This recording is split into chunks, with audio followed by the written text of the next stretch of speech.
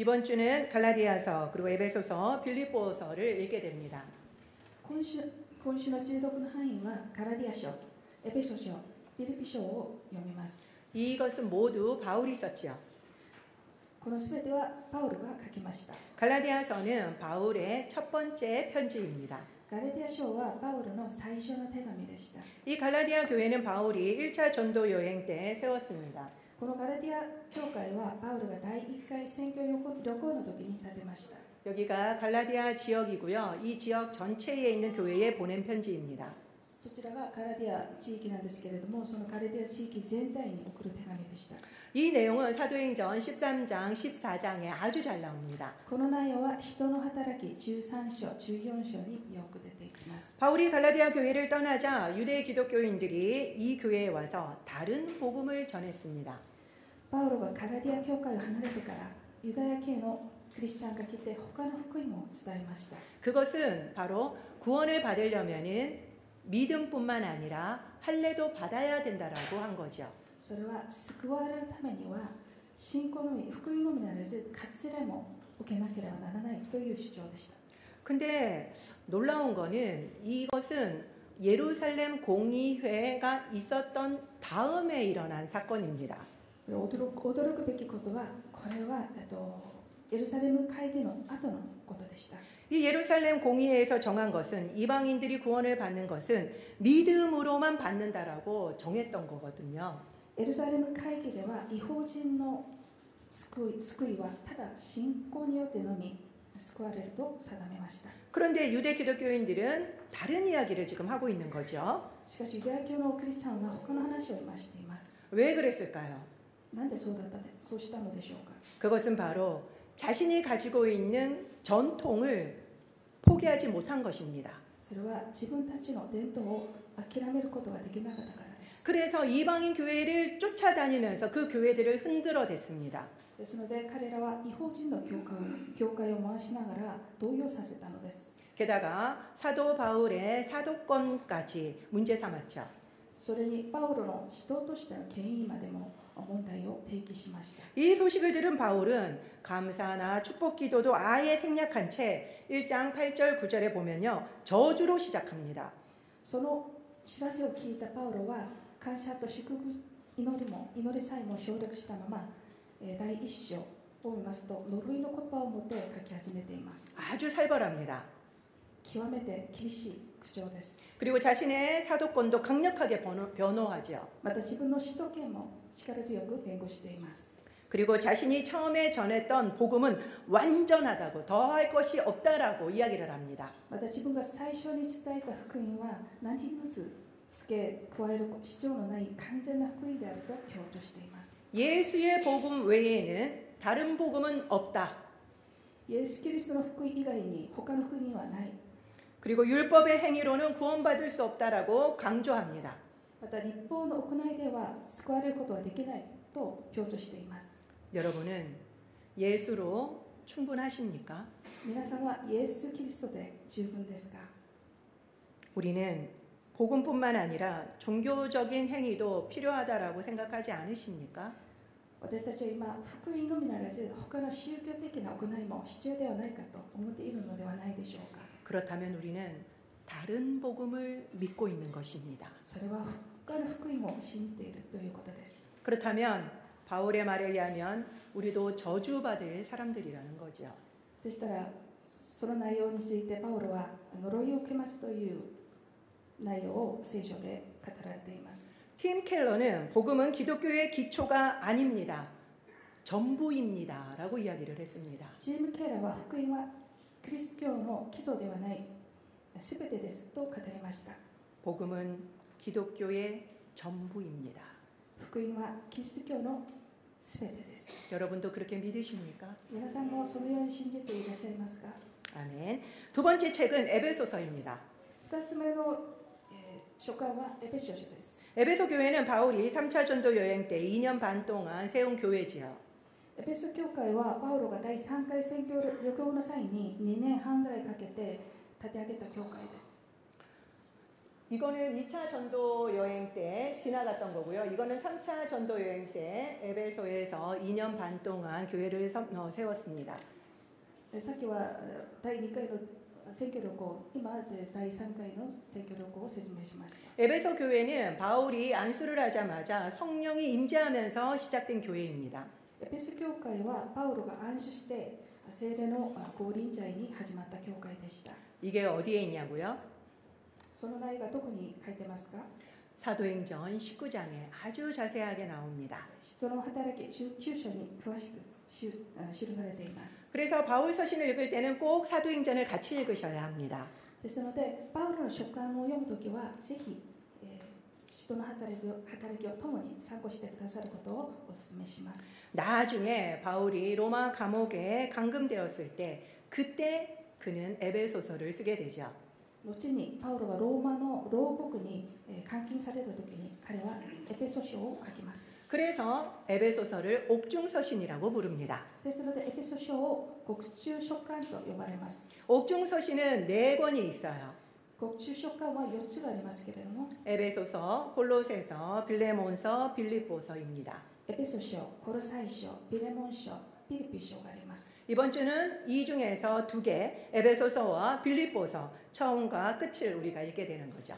今週の中読範囲はこの最初から最後のエペソ書とピリピ書を読むことになります。 에베소서는 교통과 상업의 중심지였습니다. エペソは交通と商業の中心地でした。 지금의 터키 지역이죠. 今のトルキエ地域ですね。 특히 이곳에는 세대 7대 불가사의 중에 하나인 아데미 신전이 있는 곳이었습니다. 特にエペソは世界の七不思議の一つであるアルテミス神殿があるところです。 여기에는 음란한 제사를 위해서 여사제가 아주 많았기 때문에 대단히 도시가 타락했습니다. あそこは乱れな祭祀のために、女司祭が多くて堕落した都市でした。 이런 교회다 보니 에베소 교회들이 굳게 서도록 바울은 편지를 썼던 거죠. こうしたエペソ教会がしっかり立つようにパウロは手紙を書いたのです。 그때는 이미 바울이 사역한 지 30년이 지났을 때입니다. その時パウロもすでに30年以上働き続けたその時期でした。 바울이 로마 감옥에 갇혀 있다 보니까 글을 쓸 시간과 여유가 생겼죠. パウロがローマで投獄されているとその本を書くその時間の余裕ができました。 그래서 그는 자신의 신학을 정립하게 됩니다. ですのでその時期にパウロはその自分の神学を定立することにします。 그래서 에베소서는요 예정론과 구원론 그리고 교회론 등 아주 다양한 교리들이 많이 나옵니다. ですのでエペソ書には予定論と救済論また教会論などいろんな教理が出てきます。 에베소서는 2개로 나뉘어집니다.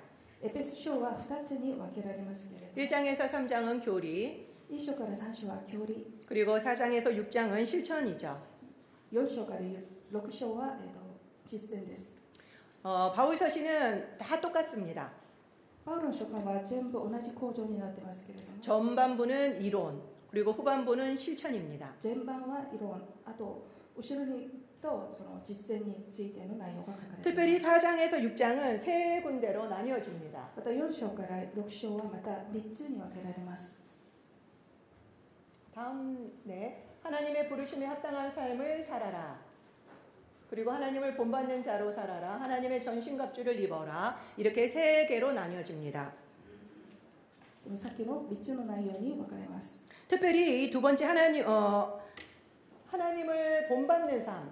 여기에는 우리와 가장 가까운 곳인 가정과 직장에서 실천하라고 권하지요. その真ん中にある神様に習う生き方、これは私たちに最も近い家庭、それから職場で始めようと進めています。 그리고 마지막에는 영적 전쟁이 나옵니다. また最後には霊的戦いが出てきます。 여기에는 진리 그리고 성령의 검도 말씀 진리지요. 그래서 진리에서 진리로 끝납니다. また真理から聖霊の刃物まで真理から真理で終わります。 그렇기 때문에 지금 말씀을 읽고 있는 우리는 아주 잘하고 있는 것이죠. ですので、その今御言葉を通読している私たちはとてもその神様の御言葉に従順しています。 마지막으로 볼 책은 빌립보서입니다. それから最後はピリピ書です。 빌립보는 바울이 2차 전도 여행 때 마케도냐 환상을 보고 갔던 유럽의 첫 도시였죠. ピリピはパウロが第2回宣教旅行の時にマケドニアの幻を見てそれ行ったヨーロッパの最初の都市でした。 이 빌립보 이야기는 사도행전 16장에 아주 잘 나옵니다. このピリピについての話は使徒の働き16章によく書かれています。 바울은 자주장사 루디아를 만났죠. パウロは紫布の商人リディアに出会いました。 그리고 그녀의 집에서 교회를 시작합니다. また彼女の家で教会を始まります。 바울은 점치는 여종을 고쳐줬다가 맞고 감옥에 투옥됩니다. パウロは占いをする女奴隷を癒してまた殴られて投獄されます。 그리고 그 밤에 바울과 신라가 찬양을 하자 지진이 일어나서 옥문이 열렸죠. またその夜パウロとシラスが賛美すると、地震が起こって、牢の扉が開きます。 그리고 간수 집안도 구원을 받게 됩니다. そのため看守の家族も救われます。 근데 너무나도 아이러니한 것은요. 이 빌립보는 성령이 가라고 해서 간 곳이었습니다. しかし不思議なことにこのピリピは神様が聖霊様が行きなさいと言ったので行ったところでした。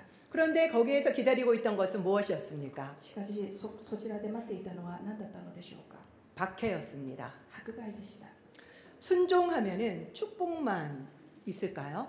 皆さんが従順するときに私たちは祝福だけ受けるのでしょうか。 우리가 이 사건을 통해서 아니라는 것을 분명히 알 수 있게 되죠. 私たちはこの事件を通してそうではないことを知ることができます。 박해 속에서도 복음을 전해야 할 때가 있는 겁니다. 迫害の中でも福音を述べ伝えなければならない時があるということです。 그래서 그럴 때 원망하지 마시기 바랍니다. ですのでその時恨まないでくださいね。 빌립보 교회는 대단히 연약한 가운데 바울을 도왔습니다. ピリピの教会は弱さの中にありながらもパウロを支えてくれ支えてくれました。 그래서 바울은 이 빌립보 교회가 너무 고마워서 마지막으로 교회에 편지를 보낸 것입니다. パウロはそれがあまりにもありがたくて最後に手紙を送ったのです。 앞에 살펴본 에베소서는 대단히 교리적인 책입니다. エペソ書はとても教理的な内容でした。 그런데 빌립보서는 대단히 개인적이죠. しかしピリピ書はより個人的な内容を書かれています。 그리고 빌립보서에는 여러분들이 아시다시피 기뻐하라. 이 기쁨이라고 하는 단어가 10번 이상 나옵니다. またピリピ書には喜びの単語が10回以上出てきます。 여러분들이 이 빌립보서를 읽을 때 이 기쁨이 나오면 한번 표시를 해보세요. 皆さんがそのピリピ書を読むときにその喜びの単語が出てくるとチェックしてみてくださいね。 빌립보서는 옥중서신 중에서도 가장 마지막에 썼습니다. ピリピ書は牧師の書簡の中でも最後に書きました。 그 말은 무엇을 의미합니까? それは何を意味しますか？ 죽을 때가 얼마 남지 않았다라는 거죠. 死を目前にしていた状況ということです。 그런 상황에서도 바울은 기쁨을 강조한 것입니다. そのような状況の中でもパウロは喜びを強調しています。 감옥에 있고 그것도 4년간이나 있었습니다. 牢に投獄され、それも4年以上投獄されていました。 거기에다가 이제는 곧 죽음을 앞두고 있는 상황이었죠. それにもうすぐ死を目前にしている状況です。 여러분들은 이런 상황에서도 기뻐할 수 있습니까? 皆さんはこのような状況でも喜ばれることができますか？喜ぶことができますか？ 우리의 기쁨도 상황을 뛰어넘을 수 있습니까? 私たちの喜びもそのような状況を超えることができますか？ 우리의 기쁨의 원천은 무엇입니까? 私たちの喜びの源は何でしょうか？ 예수입니까? イエス・キリストですか？ 아니면은 다른 어떤 것입니까? そうじゃないと他のものでしょうか？ 우리는 예수로 충분하다라고 늘 찬양하고 고백합니다. 私たちはいつもイエス・キリストで十分だといつも賛美し話しています。 하지만 실제로 아닐 때가 너무나도 많습니다. しかし実際にはそうではない時が多いですよね。 그러나 우리의 바람대로 안 될 때도 우리는 예수로 만족할 수 있어야만 합니다. 私たちは自分の望み通りにできない時もイエスによって満足できるようでなければなりません。 오늘 우리는 갈라디아서 그리고 에베소서, 빌립보서를 정말 간단하게 살펴보았습니다. 今日私たちはカラティア書とエペソ書、ピリポ書を簡単に見てまいりました。 사도 바울의 첫 번째 편지와 그리고 말년에 쓴 편지 두 가지를 다 보았죠. 使徒パウロの最初の手紙とまた晩年の手紙を両方とも見てまいりました。 이 세 권을 통해서 우리가 알 수 있는 것은 바울은 예수 복음으로 가득 찼다라는 사실입니다. これを通して私たちが悟ることは、悟ったことは、パウロはイエスの福音で満たされているという事実です。 오직 예수, 오직 믿음이었죠. ただイエスだけ、ただ信仰だけでした。 그래서 그는 빌립보서 3장 8절에 보면은 예수를 아는 지식이 가장 고상했다라고 고백하고 있습니다. それでパウロはピリピ書3章8節でイエスを知る知識が最も優れていると語りました。 그렇기 때문에 그 이외에 다른 모든 것은 배설물로 여겼죠. そのため他のすべては知略だと思いました。 제가 매번 강조하는 바는 우리가 예수 복음을 제대로 알았으면 하는 것입니다. 私が毎回強調していますけれども、私たちはちゃんとイエスの福音を理解する必要があるということです。 진짜 예수로만 만족했으면 좋겠습니다. 本当にイエス・キリストだけで満足することができればと思います。 그때 비로소 우리는 자유로워지게 되죠. その時、初めに自由になります。 오늘 본문은 자유의 헌장이라고 불리는 말씀입니다. 今日の本文は自由の憲章とも呼ばれる御言葉です。 우리는 나도 모르게 복음 위에 다른 종교적인 행위를 하려고 할 때가 너무나도 많습니다. 私たちは知らず知らずのうちに福音以外に他の宗教的な行いをしようとする時が多いです。 그리고 게다가 다른 사람에게도 그것을 우리는 요구합니다. また他の人にもそれを求めます。 이 정도는 해야지라고 생각한다는 거죠. このぐらいはしないとと思う場合がありますね。 예수님이 우리를 자유롭게 풀어주셨는데 다른 복음을 믿고 다시 멍에를 매는 거죠.